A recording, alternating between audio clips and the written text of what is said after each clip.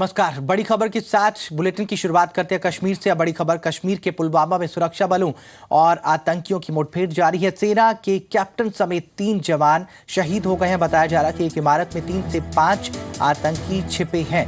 जम्मू कश्मीर के पामपोर में कल आतंकियों ने जम्मू श्रीनगर हाईवे पर सीआरपीएफ के काफिले पर हमला किया था। हमले के बाद आतंकी अंधाधुंध फायरिंग करते हुए एंटरप्रेन्योर डेवलपमेंट इंस्टीट्यूट की बिल्डिंग में जा घुसे और तुरंत हरकत में आए। सुरक्षा बलों ने बिल्डिंग में मौजूद करीब 150 लोगों को सुरक्षित बाहर निकाला, लेकिन अचानक हुए इस हमले में 2 सीआरपीएफ के जवान शहीद हो गए, जबकि एक नागरिक की भी मौत हुई है। हमले में कुल 14 लोग घायल हुए हैं और इनमें 13 सीआरपीएफ के जवान भी हैं। खालिद हुसैन जी मीडिया संवाददाता श्रीनगर से फोन लाइन पर हमारे साथ हैं। खालिद, इस ऑपरेशन को लेकर क्या कुछ और जानकारियां हैं? देखिए, फिलहाल जो है ऑपरेशन चल रहा है। ये ईडीआई बिल्डिंग में आतंकी छुपे होने की खबर है और इस ऑपरेशन में वक्त इसलिए लग रहा है क्योंकि इस जो लोकेशन है वो बड़ी जोखिम भरी है। इसके पीछे झेलम नदी बह रही है और ये जो बिल्डिंग्स हैं, ये 3 बिल्डिंग्स हैं जिसमें करीबन 100 के करीब कमरे हैं और पूरी कंक्रीट बिल्डिंग है जिसमें ये आतंकी छुपे होने की खबर है। इसलिए रूम टू रूम सैनिटाइज किया जा रहा है और नुकसान भी काफी हुआ है, जानी नुकसान। सीआरपीएफ के 2 जवान शहीद हुए हैं, सेना का एक कैप्टन शहीद हुआ, एक स्थानीय नागरिक जो गार्डनर था जेकेईडीआई में, वो उसकी भी मौत हो गई है। इसके बाद से फैटल इंजरीज और न हो, इसलिए बड़े ही संयम से काम लिया जा रहा है और आहिस्ता आहिस्ता एक एक कमरे को सैनिटाइज करने के बाद कोशिश की जा रही है कि उन मिलिटेंट्स को लोकेट कर उन्हें जीरो इन किया जाए और फिर उसके बाद उनके खिलाफ कार्रवाई शुरू हो जाएगी। फिलहाल दोनों तरफ से फायरिंग रुक रुक के चल रही है। अंतराल के बाद हम यहाँ स्पॉट पे फायर सुनते हैं। हमें भी करीबन 1 किलोमीटर दूर घटनास्थल से रखा गया है। पूरे एरिया को कॉर्डन किया गया है। सीआरपीएफ, जम्मू कश्मीर पुलिस और सेना के स्पेशल कमांडोज ये ऑपरेशन अंजाम दे रहे हैं। जी, आप फोन लाइन पर हमारे साथ बने रहिए। कश्मीर के पुलवामा में सुरक्षा बलों और आतंकियों की मुठभेड़ जारी है और सेना के कैप्टन पवन कुमार आतंकियों से लोहा लेते हुए शहीद हुए हैं। 22 साल के पवन कुमार हरियाणा के जींद के रहने वाले थे। पवन कुमार पहले भी आतंकियों के खिलाफ 2 सफल अभियान में शामिल रहे थे। 22 साल के पवन कुमार हरियाणा के जींद से ताल्लुक रखते थे और 2 सफल अभियान में वो शामिल थे और पवन कुमार पहले भी आतंकियों के खिलाफ 2 सफल अभियान में शामिल रह चुके हैं। खालिद हुसैन हमारे सहयोगी फोन लाइन पर हमारे साथ बने हुए। खालिद, जिस तरीके से कल शाम से ये ऑपरेशन चल रहा है, क्या कहा जा रहा है? जो टीमें यहाँ पर लगी हुई हैं, कितना और वक्त लग सकता है इसमें? देखिए, अभी समय सीमा तय कर पाना मुश्किल है क्योंकि जो बिल्डिंग है वो काफी कंक्रीट है और इसके अंदर ये चले गए हैं और इनके पास हथियार और गोला बारूद भी मौजूद है। कल जैसे ही इन्होंने हमला किया था उस सीआरपीएफ की बस पे, उस घातक हमले में इन्होंने 2 जवानों को शहीद किया था और करीबन 13 के करीब सीआरपीएफ जवान उस बस में घायल हुए थे। उसके बाद ये एकदम से अंदर चले गए। पहला टास्क जो सुरक्षा बलों के पास था वो था कि जो स्थानीय लोग वहां पर थे, स्टाफ और ट्रेनर्स, उनको बाहर निकालना। हालांकि उसमें सुरक्षा बल सफल हुए हैं और लगभग सभी लोगों को बाहर निकाला गया है, लेकिन अब वो किसी कोने में इस बिल्डिंग के छुपे हुए हैं। फिलहाल वो वहां से फायर कर रहे हैं बीच बीच में। इसलिए इस 3 स्टोरी बिल्डिंग्स है और 3 बिल्डिंग्स हैं ये जिन्हें तलाशी चल रही है और स्पेशल कमांडोज को लाया गया है। इसलिए समय सीमा तय करना अभी मुश्किल होगा क्योंकि इनकी संख्या भी 3 से 5 की बताई जा रही है। वक्त जरूर लगेगा, लेकिन सुरक्षा बल ये यकीन में है कि वो इन्हें न्यूट्रलाइज करने में जल्द से जल्द कामयाब होंगे। सेना पूरी मुस्तैदी के साथ यहाँ पर लगी हुई है ऑपरेशन को अंजाम देने में। फिलहाल बहुत बहुत शुक्रिया खालिद हुसैन तमाम जानकारी के लिए।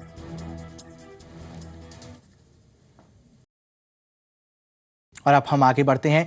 सिख दंगों के मामले में दिल्ली के मुख्यमंत्री अरविंद केजरीवाल ने प्रधानमंत्री नरेंद्र मोदी को पत्र लिखकर आरोप लगाया है कि कांग्रेस नेता जगदीश टाइटलर 1984 के सिख विरोधी दंगों की जांच में दखल दे रहे हैं और सीबीआई उनको बचा रही है। केजरीवाल का कहना है कि दिल्ली की एक अदालत ने 24 दिसंबर 2015 को टाइटलर को मिली क्लीन चिट को खारिज कर दिया था और सीबीआई की आलोचना की थी और कहा कि आदेश पर गौर करने के बाद पता चलता है कि प्रधानमंत्री प्रधानमंत्री को सीधे रिपोर्ट करने वाली ये प्रमुख जांच एजेंसी उचित जांच करने में नाकाम रही है और मुख्य आरोपी के खिलाफ जल्दबाजी में मामला बंद करने की रिपोर्ट दाखिल कर दी गई। और आपको बता दें कि कुछ दिन पहले ही टाइटलर के साथ हाथ मिलाते हुए अरविंद केजरीवाल की तस्वीर सामने आई थी, जिसके बाद अकाली दल जो पंजाब में सत्ताधारी दल है उसने केजरीवाल को घेरने में कोई कोर कसर नहीं छोड़ी। मामला जो है इस तरीके से आगे बढ़ गया था और माना जा रहा है कि इसके डैमेज कंट्रोल में और अपने पंजाब दौरे से पहले केजरीवाल जल्द ही पंजाब का दौरा करने जा रहे हैं। इसके मद्देनजर इस खत के कई मायने निकाले जा रहे हैं जो अरविंद केजरीवाल ने लिखा है प्रधानमंत्री मोदी को।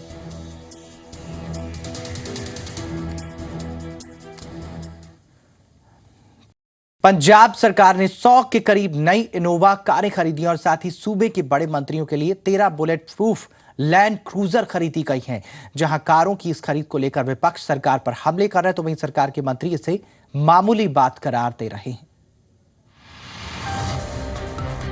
पंजाब सरकार की तरफ से महंगी गाड़ियां खरीदने का मुद्दा चर्चा में है।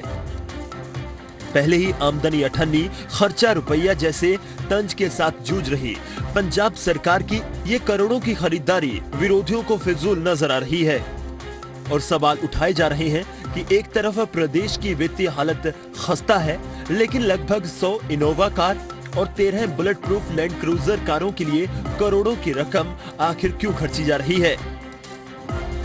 कीमत लैंड क्रूजर दी आ ਉਹ ਘੱਟੋ ਘੱਟ 1 ਕਰੋੜ ਰੁਪਈਆ ਹੈ ਤੇ ਉਹਨੂੰ ਜੇ ਤੁਸੀਂ ਬੀਪੀ ਕਰਦੇ ਹੋ, ਬੁਲਟ ਪ੍ਰੂਫ ਕਰਦੇ ਹੋ ਤੇ ਕਰੋੜ ਰੁਪਈਆ ਨੂੰ ਬੁਲਟ ਪ੍ਰੂਫ ਕਰਾਉਣ ਤੇ ਲੱਗਦਾ ਹੈ ਤੇ 2 ਕਰੋੜ ਦੇ ਵਿੱਚ ਇੱਕ ਗੱਡੀ ਉਹ ਜਿਹੜੀ ਤਿਆਰ ਹੋਣੀ ਆ।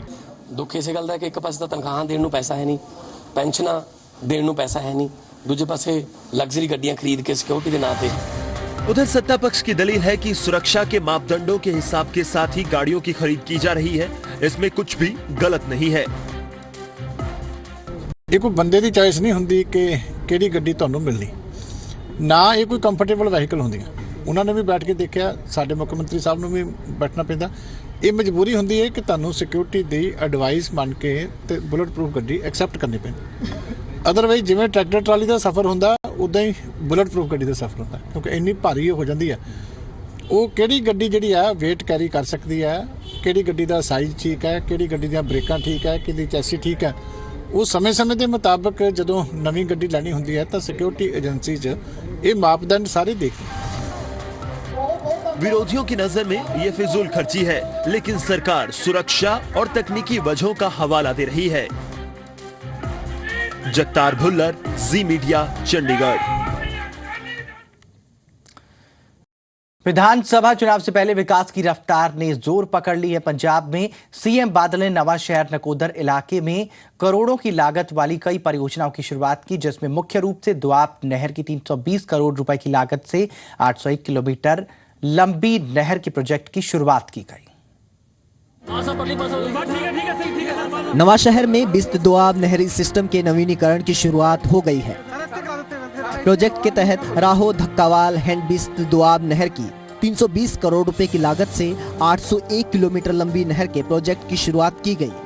इस बिस्त दोआब से खासकर शहीद भगत सिंह नगर, जलंधर, कपूरथला और होशियारपुर के कुल 847 गांव को फायदा होगा। जिला शहीद भगत सिंह नगर को एक मिनी सेक्रेटेरिएट बनाने के लिए नींव पत्थर भी रखा गया है। बहु करोड़ी प्रोजेक्ट्स का उद्घाटन करने पहुंचे सीएम प्रकाश सिंह बादल ने विकास कार्यों की खूब सराहना की। ਅੱਜ ਜਿਹੜਾ ਕੰਮ ਹੈ ਡਿਵੈਲਪਮੈਂਟ ਦਾ ਵੇਖੋ ਤੁਹਾਡੇ ਇੰਨੇ ਵੱਡੇ ਕੰਮ ਹੋ ਰਹੇ ਅੱਜ ਕਿ ਮੇਰਾ ਖਿਆਲ ਸਟੇਜ ਨਹੀਂ ਹੋਇਆ। ਦੂਜਾ ਇੱਥੇ ਨਵਾਂ ਸ਼ਹਿਰ ਵਿੱਚ ਜਿਹੜਾ ਡਿਸਟ੍ਰਿਕਟ ਕੰਪਲੈਕਸ ਹੈ ਉਹ ਬਣ ਰਿਹਾ, ਉਹਦੇ 'ਚ 20 ਕਰੋੜ ਰੁਪਈਆ ਲੱਗਣਾ। ਸਾਰੀਆਂ ਫਾਰਮੈਲਿਟੀਜ਼ ਪੂਰੀਆਂ ਹੋ ਗਈਆਂ ਤੇ ਵਿਦਿਨ ਮੰਥ ਉਹਦਾ ਕੰਮ ਸ਼ੁਰੂ ਹੋ ਜਾਣਾ, ਟੈਂਡਰ ਟੂਡਰ। बिस्त दोआब कनाल जो कि सारे दोआब को पानी देती है, ये बहुत पुरानी नहर है। पहले पानी की कमी की वजह से ट्यूबवेल लगाने शुरू कर दिए थे। नहर के नवीनीकरण के साथ सिंचाई की समस्या के हल की तरफ भी अहम कदम उठाया गया है। न्यूज डेस्क रिपोर्ट, जी मीडिया, नवा शहर। सूफी गायक हंसराज हंस कांग्रेस में शामिल हो गए हैं। कांग्रेस प्रदेश अध्यक्ष कैप्टन अमरिंदर सिंह की मौजूदगी में उन्होंने कांग्रेस का दामन थामा और अकाली दल से नाराज चल रहे हंसराज हंस ने 2009 में जलंधर से अकाली दल के टिकट पर चुनाव लड़ा था, लेकिन उस समय वो कांग्रेस उम्मीदवार से हार गए थे। किसी समय अकाली दल के लिए ऊंचे सुर लगाने वाले हंसराज हंस अब कांग्रेस के गीत गाएंगे। ये तस्वीर इसी बात की गवाही भर रही है कि सियासत में कौन अपना बन जाए पता नहीं चलता। पंजाब कांग्रेस के अध्यक्ष कैप्टन अमरिंदर सिंह की हाजिरी में गायक और पद्मश्री हंसराज हंस ने चुपचाप कांग्रेस का हाथ पकड़ लिया। 2009 में हंसराज हंस ने जलंधर लोकसभा हलके से अकाली दल की टिकट पर चुनाव लड़ा था, लेकिन वो नाकाम रहे। फिर अकाली दल के साथ कुछ मनमुटाव हुआ जो आज तक मन से नहीं उतर पाया। उधर मुख्यमंत्री प्रकाश सिंह बादल ने कहा है कि लोग आते जाते रहते हैं, इससे कोई फर्क नहीं पड़ता। पता नहीं क्या है यार, किस तरह की किस तरह की सुभाਅ आ कि पहला बंदे ਨੂੰ ਪਤਿਆ ਕੇ ਲੈ ਆਓ, ਉਸ ਤੋਂ ਬਾਅਦ ਉਹ ਬੰਦੇ ਨੂੰ ਪੂਰੀ ਦੁਨੀਆ ਮੁਹੱਬਤ ਕਰ ਰਹੀ ਹੈ ਤੇ ਮੇਰੇ ਘਰ ਦੇ ਨਾਲ ਹੀ ਗੁਰੂ ਗੋਬਿੰਦ ਸਿੰਘ ਸਟੇਡੀਅਮ ਹੈ ਜਲੰਧਰ, ਮੈਂ ਹੀ ਨਹੀਂ ਆਇਆ। ਉਹ ਚਲੋ ਕੋਈ ਚਲਾ ਗਿਆ, ਇਹ ਜਿਹਾ ਮੌਕਾ ਹੁੰਦਾ ਹੈ, ਇਹ ਆਵਾਜ਼ਾਵੀ ਹੁੰਦੀ ਹੈ। ਪਰ ਇਹਦੇ ਮੇਰੀ ਗੱਲ ਤਾਂ ਸੁਣੋ ਨਾ ਕਿ ਮੈਂ ਕਹਾਂ ਨਾ ਕਿ ਮੈਂ ਕੋਈ ਚੀਜ਼ ਛੱਡ ਕੇ ਉਸ ਪਾਸੇ ਚਲਾਂਗਾ ਤਾਂ ਮੈਨੂੰ ਕਿਸੇ ਨੇ ਪਤਾ ਵੀ ਨਹੀਂ, पब्लिक नहीं जानती। पिछले विधानसभा चुनाव में दोआब इलाके में कांग्रेस को बड़ा नुकसान हुआ था, इसलिए कैप्टन डेरों के फेरे लगा रहे हैं और कभी दलित वोट को कैश करने के लिए नामी चेहरों से हाथ मिला रहे हैं। हंसराज हंस की एंट्री भी इसी सियासी जोड़-तोड़ का हिस्सा है। Hansraj Hansi is not a singer, he is a great Sufi artist and he has through his art इन्होंने इस साल हिंदुस्तान में परफॉर्म किया। ये तो एक तरफ से हमें ज्वाइन कर रहे हैं टू गिव अस स्ट्रेंथ। इन चुनाव को फतेह करने के लिए दल बदल की सियासत से कोई भी पार्टी गुरेज नहीं कर रही। हंसराज हंस, जिनका 2014 के चुनाव में अपनी पार्टी से ऐसा मोह भंग हुआ कि उन्होंने प्रचार करने से भी हाथ पीछे खींच लिए थे। अकाली नेता पवन कुमार टीनू उनकी नाराजगी की एक बड़ी वजह थे। एक समय तो ऐसा आया था जब गायक को सियासत से ही नफरत हो गई थी, लेकिन अब एक बार फिर उनका सियासत के लिए मोह जाग उठा है और अकालियों का रंग छोड़कर अब वो रंग गए हैं कांग्रेस के रंग में। जगतार भुल्लर, जी मीडिया, चंडीगढ़। आम आदमी पार्टी के सांसद भगवंत मान ने दावा किया है कि वो डॉक्टर धर्मवीर गांधी को पार्टी में वापस लाने के लिए हर कोशिश करने को तैयार हैं। उन्होंने कहा कि वो लगातार डॉक्टर गांधी के संपर्क में हैं। जे कोई हो जाए ऐसी गल तां स्वागत करांगे। मैं तां मिलदा रहना पार्लीमेंट च, हुण भी मिलूंगा उन्हां नूं ते जे कोई सहमति जिहड़ी चलदी रहिंदी है, जे कोई इस तरह दा मीडिएशन करन दा मैनूं मौका मिले तां मैं आ जाऊंगा नाल। और आपको बता दें कि पटियाला से सांसद है डॉक्टर धर्मवीर गांधी और पार्टी विरोधी गतिविधियों को लेकर धर्मवीर गांधी और हरिंदर सिंह खालसा, इनको पार्टी ने सस्पेंड कर दिया था। खैर आगे बढ़ते हैं और अब बात हरियाणा की। हरियाणा में जाट आंदोलन से बेहद गंभीर सवाल उठ रहे हैं। सूत्रों की माने तो इसमें बड़ी राजनीतिक साजिश की बू आ रही है। बड़ा सवाल ये है कि ये साजिश किसने और क्यों रची है, आखिर इसका सूत्रधार कौन है, क्या कोई विपक्ष में या फिर सरकार में है जिसकी नजर मुख्यमंत्री की कुर्सी पर है। और सूत्र बता रहे हैं कि इस आंदोलन के जरिए मुख्यमंत्री और सरकार को जाट आंदोलन के चक्रव्यूह में फंसाया गया है। जाट आंदोलन क्या राजनीतिक साजिश है? क्या इस साजिश का सूत्रधार विपक्ष या सरकार में शामिल नेता है? क्या ये साजिश सीएम की कुर्सी के लिए हुई है? जाट आंदोलन के पीछे बड़ी सियासी साजिश होने की आशंका जताई जा रही है। सूत्रों की माने तो जाट आंदोलन की साजिश सीएम की कुर्सी के लिए रची गई और जाट आंदोलन के चक्रव्यूह में सीएम खट्टर को फंसाया गया है। हालांकि इस मामले पर हरियाणा बीजेपी के प्रदेश प्रभारी डॉक्टर अनिल जैन ने अभी साफ तौर पर कुछ भी बोलने से इनकार कर दिया। सरकार पूरी एकजुट है और चट्टान की तरह मुख्यमंत्री के साथ खड़ी है। सरकार में इस तरह की कोई बात। और विपक्ष की स्थिति आपको अंदाज लग जाएगा आगे आने में। दिल्ली के बीजेपी ऑफिस में जाट आंदोलन पर हुई बीजेपी नेताओं की बैठक के बाद हरियाणा के कैबिनेट मंत्री ओम प्रकाश धनखड़ से सवाल पूछा गया, लेकिन हालात और वक्त की नजाकत को देखते हुए उन्होंने इस मामले को तूल नहीं देने में ही गनीमत समझी। देखिए, बहुत सारी चीजें हैं। अभी सबसे पहली जरूरत और बातें इसमें राजनीति और बाकी विषय बाद के हैं। सबसे पहले जरूरत है प्रदेश को शांति के माहौल में लाने की। सीएम की कुर्सी के लिए हुई इस साजिश की चर्चा दबी जुबान में हर कोई कर रहा है, लेकिन हरियाणा में हालात और वक्त ऐसे हैं कि कोई भी सीएम की कुर्सी के लिए हुई इस साजिश पर बोलने के लिए तैयार नहीं है। दिल्ली से राजन शर्मा के साथ ब्यूरो रिपोर्ट, जी मीडिया। हरियाणा में जाट आरक्षण को लेकर पूर्व सीएम भूपेंद्र सिंह हुड्डा का दिल्ली के जंतर मंतर पर अनशन शुरू हो चुका है और हरियाणा के पूर्व सीएम भूपेंद्र सिंह हुड्डा ने प्रदेश में भड़के आंदोलन को दुर्भाग्यपूर्ण बताते हुए शांति की अपील की है। रोहतक से सांसद दीपेंद्र सिंह हुड्डा ने कहा कि वो भी पूर्व सीएम हुड्डा के साथ दिल्ली के जंतर मंतर पर उनके साथ शांति के लिए उपवास पर बैठे हैं और साथ ही दीपेंद्र हुड्डा ने प्रदेश के लोगों से शांति की अपील की है। यही लोगों से अपील करने जा रहा हूं, प्रदर्शनकारियों को भी और सबको, कि शांति कायम करें, भाईचारा न टूटने दें, भाईचारा बनाएं और शांति कायम करें। हुड्डा जी आज शांति की अपील के लिए अनिश्चितकालीन भूख हड़ताल पे अभी बैठे हैं, क्योंकि कल प्रशासन ने उनको सुझाव दिया था कि वे रोहतक ना आए, तो हम लोग सारे जंतर मंतर पे अभी बैठे हैं।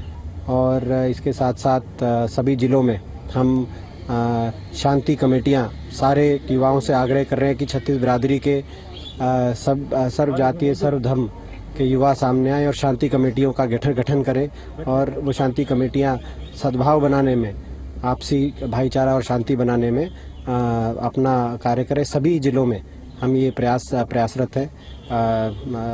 और आज फिर मैं एक बार अपील करता हूँ अपने लोकसभा क्षेत्र वासियों से और सारे प्रदेशवासियों से कि भाईचारा, हाथ जोड़ के मैं प्रार्थना करता हूं, भाईचारे के अलावा कुछ नहीं। जाट आंदोलन के चलते लगातार शांति की अपील की जा रही है। सीएम से लेकर प्रदेश के तमाम नेताओं ने, सभी ने शांति की अपील की है।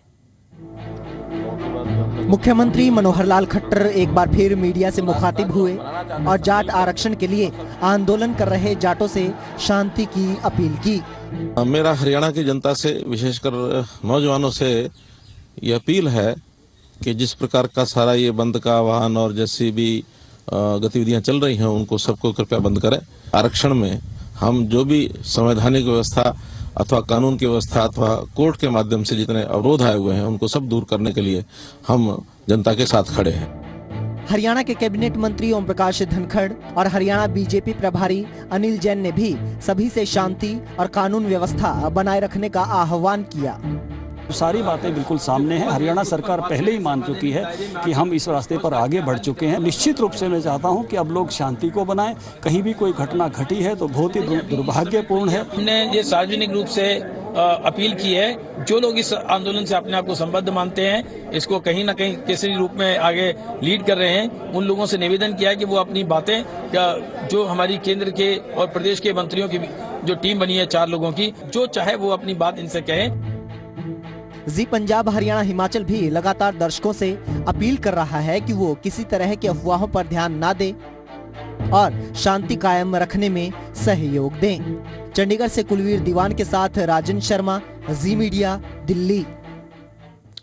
तो सभी सियासी दल लोगों से शांति की अपील कर रहे हैं। चौधरी बीरेंद्र सिंह केंद्रीय ग्रामीण विकास मंत्री और इसके अलावा रणदीप सुरजेवाला जो मीडिया प्रभारी हैं, कांग्रेस के भूपेंद्र सिंह हुड्डा जो पूर्व सीएम हैं हरियाणा के, उन्होंने शांति की अपील की है।